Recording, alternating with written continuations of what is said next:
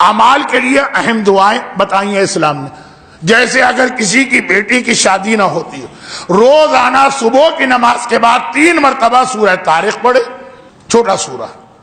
اگر کبھی آپ میرے خیمے کے برابر حج کر رہے ہیں، حج میں الگ الگ جگہ، تو آپ دیکھیں گے عرفات کے میدان 200 سے 250 نام لینا پڑتے تھے شادی کے لیے، کیونکہ میں نے 1 سال ایک مومنہ کی بیٹی کے لیے سورہ طارق کا عمل، چھوٹا سا تو عمل ہے 3 منٹ کا، ایسے جلدی فائدہ ہوا کہ اب ہر سال حج میں عرفات جانے سے پہلے لسٹ آنے لگتی ہے. اب میں خالی پرچہ دکھاتا ہوں کہ اس پہ جس نے اپنی بیٹی کے لیے لکھا سورہ طارق عمل کر کے دیکھیں، چھوٹا سا.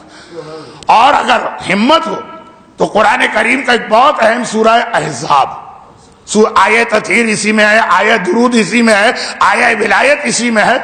وہ بچی اپنے ہاتھ سے لکھے اور لکھ کے گھر میں کہیں اونچی جگہ رکھ دے، بہت جلدی اس کا نصیبہ کھولے گا. ہاتھ سے لکھنا پڑے گا.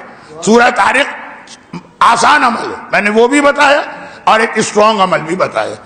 اب بچیاں کہیں گے ہم فوٹو کاپی کرا لیں، جی نہیں، اللہ سے چالاکی نہ کیجیے. آپ کو اسی طریقے سے یہ لکھنا ہے کہ جیسے اگر قرآن میں آپ سورہ رحمان کی تلاوت کریں تو آپ فَبِأَيِّ آلَاءِ رَبِّكُمَا تُكَذِّبَانِ پڑھ کے کہیں 15 دفعہ اور پھر یہ کہہ کے جہاں جہاں آگے آ رہی ہے فَبِأَيِّ آلَاء چھوڑ دیں اس کو.